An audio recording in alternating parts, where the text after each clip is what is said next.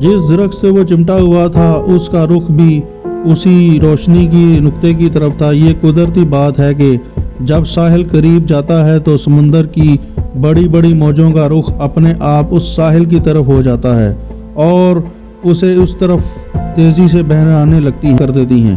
یہ بالکل ایسا ہی ہوتا ہے جیسے خشکی ان موجوں کو اپنی طرف کھینچ رہی ہو۔ جیسے جیسے وقت گزر رہا تھا روشنی کا نقطہ بڑا ہوتا جا رہا تھا، پھر اس کے پیچھے ایک ٹمٹماتی ہوئی روشنی نظر آنے لگی۔ کچھ دیر کے بعد دونوں روشنیاں نمایاں ہوتی نظر آنے لگی۔ یہ بالکل ایسی روشنیاں تھیں جیسے کہیں آگ کا الاؤ روشن ہو۔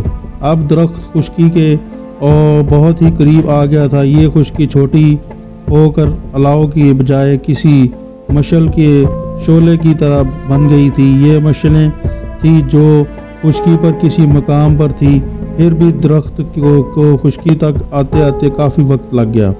اب اسے اندھیرے میں ساحل کے درختوں کے خاکے دکھائی دینے لگے۔ یہ درخت ساحل سمندر سے کافی پیچھے ہٹ کر ایک فصل کی طرف مغرب سے مشرق کی طرف پھیلے ہوئے تھے۔ عمران اسے سری لنکا کی سرزمین ہی سمجھ رہا تھا۔ بہرحال خشکی ضرور تھی، وہ زندہ پائندہ خشکی کی طرف بڑھ کر رہا تھا۔ ساحل کے قریب آ کر سمندر کی موجیں تیز ہو گئی۔ آخر ایک بڑی موج نے عمران کو درخت اور سمیت خشکی پر لا کر پھینکا۔ عمران نے اپنے آپ کو درخت کی شاخوں میں سے نکالا اور ساحل کی ریت پر پاؤں رکھ دیے۔ ٹھنڈی ریت پر پاؤں رکھتے ہی عمران کو محسوس ہوا کہ اسے اپنی زندگی رعنائیوں اور مسرتوں کے ساتھ اس سے واپس مل گئی ہے۔ واقعی زندگی اللہ تعالیٰ کی عطا سے اسے واپس ملی تھی اور انسان کو چاہیے کہ وہ نعمتوں کا جائز حدود میں رہتے ہوئے پورا حق ادا کرے۔ اگرچہ آسمان کو بادلوں نے ڈھانپ رکھا تھا، مگر اب بادلوں کے پیچھے صبح کا ہلکا اجالا بھی آ رہا تھا۔ عمران ریت پر چند قدم چلنے کے بعد وہیں بالکل سیدھا ہو کر لیٹ گیا اور خدا کا شکر ادا کرتے ہوئے اس کی آنکھیں بند ہو گئیں۔ اسے کچھ معلوم نہیں تھا کہ وہ کون سے ملک کے کون سے جزیرے میں پہنچ گیا ہے۔ اس کے لیے اتنا ہی بہت تھا کہ وہ ایک طوفانی اور بے قرار سمندر سے زندہ باہر آ گیا ہے۔ دیر تک اسی ریت پر لیٹا رہا، گہرے سانس لیتا رہا، پھر اٹھا اور ساحل کے درختوں کی طرف دیکھنے لگا۔ یہ درخت ساحل کی ریت سے 600-700 گز کے فاصلے پر تھے۔ صبح کے ہلکے اجالے نے درختوں کے خاکے اب زیادہ ابھرنے لگے تھے۔ ان درختوں میں ناریل تاڑ کے زیادہ درخت تھے اور دوسرے بہت بڑے گنجان اور اونچے چھتیروں والے درخت بھی تھے۔ تار اور ناریل کے درختوں کو دیکھ کر عمران سمجھ گیا کہ وہ جنوبی مشرقی علاقے میں ہی ہے اور یہ سری لنکا کی سرزمین ہو سکتی ہے۔ وہ آہستہ درختوں کی طرف بڑھنے لگا۔ اس کی پتلون اور قمیض بارش میں سمندری طوفان کی وجہ سے بھیگ کر اکڑ سی گئی تھی۔ اکڑاؤ اس لیے تھا کہ سمندر کا پانی نمکین بھی ہوتا ہے اور قمیض اور پتلون میں اس کی تہہ بھی جم گئی تھی۔ اس کے پاؤں میں ربڑ کے تسمے والے شوز تھے۔ اگر دوسرے شوز ہوتے جس کے تسمے نہیں ہوتے تو وہ سمندر کے نظر ہو چکے ہوتے۔ اس نے کھڑے ہو کر اپنے جیبوں کی تلاشی لی۔ اس کی پتلون کی پچھلی جیب میں انڈین کرنسی کے 2 بڑے نوٹ تھے جو گیلے ہو چکے تھے۔ دوسری جیب میں ایک چھوٹا پستول تھا، خدا جانے کیسے بچ گیا تھا۔ یہ پستول جیکی نے اسے اسمگلروں کی لانچ میں سوار ہونے سے پہلے دیا تھا۔ عمران نے پستول کو کھول کر دیکھا، وہ بھرا ہوا تھا۔ اس میں 24 گولیوں کا میگزین لگا ہوا تھا۔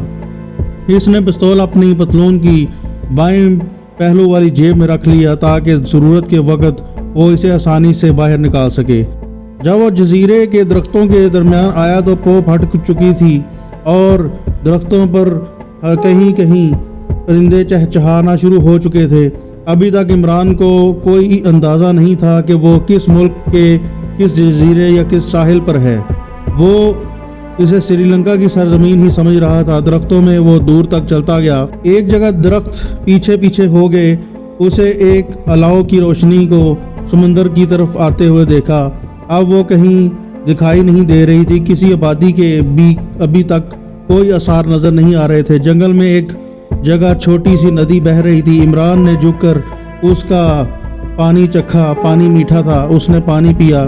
मुंह हाथ धोकर समुद्री नमक को अपने चेहरे और गर्दन से उतारा और नदी के दूसरे किनारे पर आ गया। नदी छोटी सी थी, पानी घुटनों तक ही था। इमरान उसमें उतरकर दरख्त के दूसरे किनारे की तरफ हो गया। परिंदों के चहचहाने की आवाज़ें भी पीछे रह गई थी। अब वो जिन घने दरख्तों के दरमियान से गुजर रहा था, वहाँ पर भी परिंदे नहीं बोल रहे थे। एक जगह उसको ज़मीन पर गिरे हुए चंद ताज़ा नारियल मिले। उसने एक नारियल के खोपरे को तोड़ा और उसका पानी पिया और उसका मीठा गूदा खाकर अपनी भूख मिटाई और आगे चल पड़ा। कोई आधे घंटे बाद जंगल ख़त्म हो गया और जजीरे का अकबी साहिल आ गया। इसका मतलब था कि ये कोई छोटा सा जजीरा है। इमरान वहाँ से मगरिब की तरफ होकर दूर तक चलता गया। इधर भी समुंदर का साहिल था। वो वापस जिस तरफ से चलता आ रहा था वहाँ आ गया। अब उसने जंगल से निकलकर साहिल के दरख्तों के साथ साथ मशरिक की तरफ चलना शुरू कर दिया। बहुत जल्द उसे मालूम हो गया कि ये समुंदर के दरमियान कोई छोटा सा जजीरा है और श्रीलंका का मुल्क नहीं। इस इंकिशाफ पर इमरान फिक्रमंद हो गया कि खुदा जाने समुंदर की मौजें उसे बहाकर किस इलाके में ले आई हैं। कहीं ये काले पानी के जजीरे में से एक जजीरा तो नहीं। लेकिन इमरान को मालूम था कि अंडमान के जजीरे खलीज बंगाल में वाक़या हैं और खलीज बंगाल का पानी स्याह रंग का है और जिस समुंदर में वो सारी रात तैरता हुआ आया है उसका रंग सब्जी माइल था। अब उसे ये तजस्सुस हुआ कि जजीरे पर उसने मशलों की जो रोशनियां देखी थी वो रोशनियां यहाँ किस जगह पर होंगी। इस रोशनी का मतलब ये था कि जजीरे पर आबादी मौजूद है, लेकिन अब उसे वो रोशनियां उस इलाके में कहीं नहीं मिल रही थी। वो साहिल के साथ साथ टहलता दूर तक चला गया। किसी जगह कोई एक झोंपड़ा तक उसे नजर न आया। ये बड़े ताजुब की बात थी कि जिस छोटे से जजीरे पर फलदार और दरख्त मौजूद हैं, मीठे पानी की नदी है, वहाँ पर इंसानी आबादी नहीं है। दिन निकल आया था और रोशनी चारों तरफ के मनाजिर को उजागर कर रही थी। इमरान ने महसूस किया कि वो जजीरा बेआबाद नहीं है। इसका सबूत उसके एक दरख्त के तने के नीचे कच्चे रास्ते के पहलू पर नजर आया। यहाँ से बैलगाड़ी और दूसरी कोई गाड़ी गुजरी होगी, लेकिन आबादी का कोई नामो निशान नहीं था। सारी रात समुंदर में तूफानी लहरों में हिचकोले खाने के बाद इमरान का जिस्म सख्त थकावट महसूस कर रहा था। वो चाहता था कि किसी जगह लेटकर सो जाए, लेकिन एक अजनबी जजीरे पर इस तरह गाफिल होकर सोना खतरनाक हो सकता था। इमरान का अब चलने का बिल्कुल जी नहीं कर रहा था। वो जिस जगह पर कुछ देर आराम करना चाहता था वो जजीरे की एक खामोश जगह थी। किसी वक्त किसी दरख्त पर से एक परिंदे के बोलने की आवाज़ आ जाती थी और इसके बाद फिर सन्नाटा हो जाता था। मौसम गर्म था मगर समुंदर की तरफ से हवा चल रही थी, जिसकी वजह से हब्स कम हो गई थी। एक जगह ज़मीन पर 3-4 नारियल पड़े देखे। इमरान ने एक नारियल को तोड़कर उसका पानी पिया और नरम गुदा खाया। खाने से उसके जिस्म में कुछ तवानाई आई। नारियल कच्चा यानी सब्ज़ हो और उसकी छाल सूखी ना हो। उसका गुदा यानी गरी अंदर से बहुत नरम होती है। जब ये कच्चा नारियल पक कर हल्के नस्वानी रंग का हो जाता है तो इसका गुदा भी सूख कर गिरी बन जाता है, जो चाकू छुरी के बगैर नहीं उतरती, जिससे हम कच्ची गरी भी कहते हैं। भरा हुआ पिस्तौल उसकी जेब में ही था। इमरान को बड़ी तसल्ली थी कि किसी तरह से पिस्तौल उसके साथ ही आ गया था। कम से कम वो इसकी मदद से अपने आप को किसी भी जंगली दरिंदे से बचा सकता था। इमरान बहुत आहिस्ता आहिस्ता चल रहा था। वो एक टीले के ढाल के साथ साथ चल रहा था। अचानक उसे किसी के दौड़ने की आवाज़ सुनाई दी। इमरान फौरन रुक गया और एक दरख्त की ओट में हो गया, मगर आवाज़ टीले की दूसरी जानिब से आ रही थी। दूसरी बार किसी औरत की आवाज़ आई। वो टूटी फूटी उर्दू या हिंदी ज़बान में किसी को कह रही थी, मुझे छोड़ दो, मुझ पर रहम करो। इमरान ने पहला काम ये किया कि जेब से भरा हुआ पिस्तौल फ़ौरन निकाल कर हाथ में पकड़ लिया। वो टीले की ढाल के साथ साथ उस तरफ तेज़ी से चलने लगा जिस तरफ औरत की आवाज़ आ रही थी। टीला ज़रा ज़्यादा बड़ा नहीं था। जैसे ही वो टीले के दूसरी तरफ पहुंचा, उसने देखा कि एक फ़ौजी वर्दी वाला सिपाही ने एक लड़की को पकड़ रखा है और उसके साथ ज्यादती करने की कोशिश कर रहा है। लड़की बिल्कुल अयां हालत में थी और اس کا لہنگا ایک طرف پڑا ہوا تھا، فوجی کی رائفل بھی وہیں زمین پر پڑی ہوئی تھی۔ لڑکی جزیرے کے جنگلی قبیلے کی لگ رہی تھی۔ وہ گہرے سانولے رنگ کی تھی اور ٹوٹی پھوٹی اردو میں چیخ چیخ کر فوجی سپاہی کو کہہ رہی تھی، مجھے چھوڑ دو، مجھے کچھ نہ کہنا۔ عمران پہلے تو یہ دیکھ کر حیران ہوا کہ فوجی سپاہی وردی کا رنگ سبز ہے، یہ بھارتی فوجی تھا۔ اس کا مطلب تھا کہ اس جزیرے میں بھارتی فوج کسی جگہ موجود ہے، مگر وہ وقت حیران ہونے کا نہیں تھا۔ عمران اس لڑکی کو بھارتی درندے سے بچانا چاہتا تھا۔ لڑکی نے چیخ کر کہا، میری شادی نہیں ہوئی، مجھے کچھ نہ کہنا۔ کمانڈو عمران کے اندر جیسے ایک بگولا سا گردش کرنے لگا۔ بغیر سوچے سمجھے، بغیر یہ سوچے کہ اس کا انجام کیا ہوگا، وہ دوڑ کر بھارتی سپاہی کی طرف بڑھا۔ اس نے پستول اپنی جیب میں رکھ لیا۔ پستول کے فائر سے وہ جزیرے میں موجود دوسرے فوجیوں کو خبردار نہیں کرنا چاہتا تھا۔ وہ کمانڈو تھا، وہ دشمن کی گولی کے بغیر ہی جہنم واصل کرنے کا طریقہ جانتا تھا۔ جب وہ بھارتی پولیس کے عقب میں پہنچا تو سپاہی نے پلٹ کر اسے دیکھا۔ اس کے بعد عمران نے اسے کچھ دیکھنے کے یا دفاع کرنے کی مہلت نہ دی۔ اس نے پیچھے سے اپنا بایاں بازو بھارتی سپاہی کی گردن میں ڈال کر بڑی طاقت کے ساتھ اس کی گردن کو اوپر کی طرف جھٹکا دیا۔ اس جھٹکے سے بھارتی سپاہی کی گردن کے مہرے ٹوٹ گئے اور سر گردن سے ڈولنے لگا۔ عمران اس کو چھوڑ کر الگ ہو گیا۔ بھارتی سپاہی وہیں جہاں بھاگ ہو چکا تھا۔ لڑکی نے بھاگ کر گھاس پر اپنا لہنگا اٹھا کر کمر کے ساتھ باندھا اور عمران کو حیرت زدہ اور احسان مند نظروں سے دیکھنے لگی۔ اس لڑکی کے جسم پر سوائے لہنگے کے اور کچھ نہیں تھا۔ معلوم ہوتا تھا کہ اس قبیلے کی عورتیں کمر کے اوپر کچھ نہیں پہنتی۔ عمران نے سپاہی کی لاش کو گھسیٹ کر ایک درخت کے پیچھے جھاڑیوں میں ڈال دیا اور اس کی رائفل بھی اس کے اوپر رکھ دی۔ لڑکی اسی طرح سہمی ہوئی کھڑی عمران کو تک رہی تھی۔ وہ حیران ہو رہی تھی کہ یہ فرشتہ رحمت کہاں سے نمودار ہو گیا ہے۔ عمران نے لڑکی کے قریب آ کر ٹوٹی پھوٹی اردو میں پوچھا، وہ کون ہے اور یہاں انڈین آرمی کہاں پر ہے؟ لڑکی نے اسے کہا کہ میرے ساتھ آؤ۔ وہ اسے اپنے ساتھ لے کر وہاں سے کچھ میل کے فاصلے پر درختوں کے درمیان ایک کھلی جگہ پر لے آئی، جہاں بانس کے 6-7 جھونپڑے نما مکان بنے ہوئے تھے۔ لڑکی کو دیکھ کر وہاں عورتیں اور مرد عمران کے گرد جمع ہو گئے۔ ان میں لڑکی کو اس کی ماں نے سینے سے لگا کر پیار کر رہی تھی۔ لڑکی نے روتے ہوئے اپنے ماں باپ کو، وہاں موجود قبیلے کے دوسرے لوگوں کو سارا واقعہ بیان کر دیا۔ سب آدمیوں نے عمران کے قریب باری باری آ کر شانے پر تھپکی دی۔ لڑکی کے باپ نے اسے اپنے سینے سے لگایا اور کہا، تم نے میری بیٹی کی عزت بچائی ہے، ہم تمہارا شکریہ ادا کرتے ہیں، تم کون ہو؟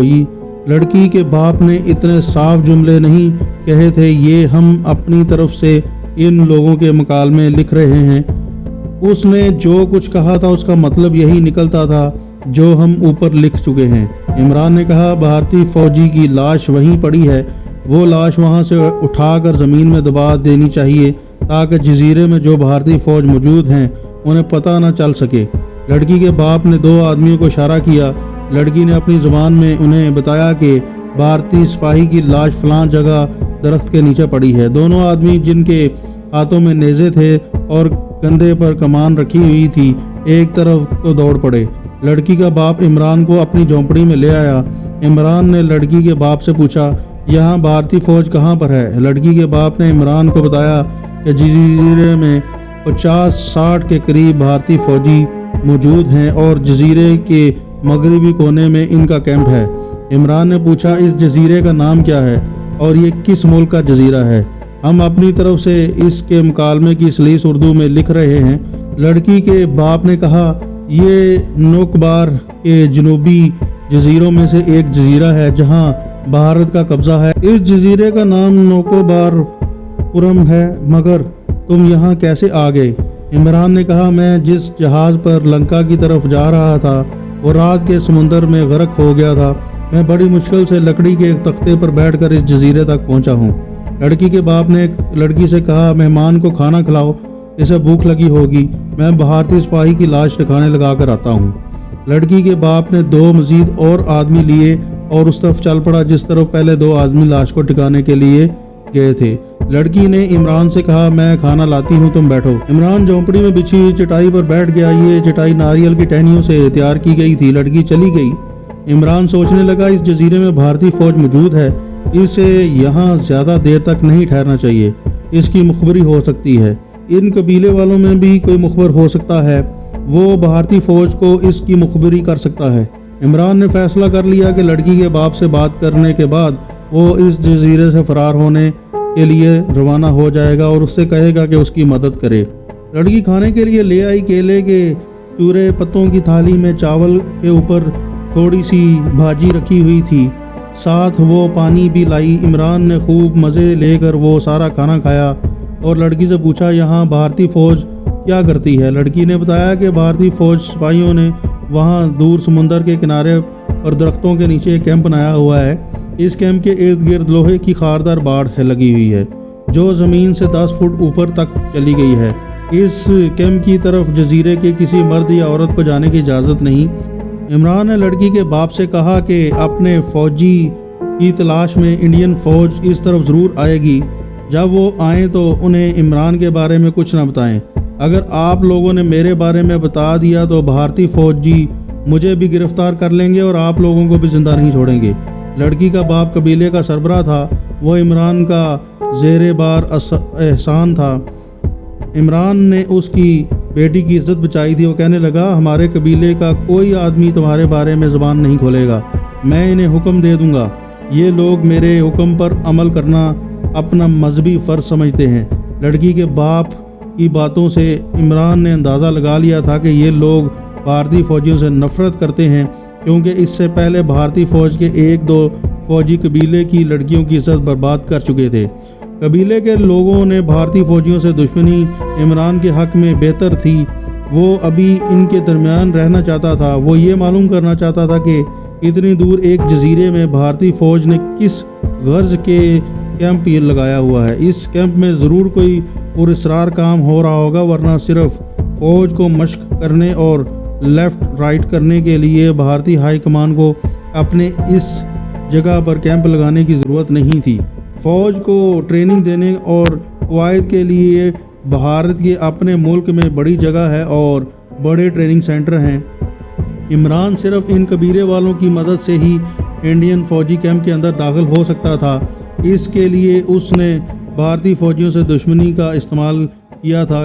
کچھ ویسے بھی قبیلے کے لوگ عمران کی بڑی عزت کرنے لگے تھے، اس کی بہادری سے بہت زیادہ متاثر تھے کہ انہوں نے اس کی بیٹی کی عزت بچائی تھی۔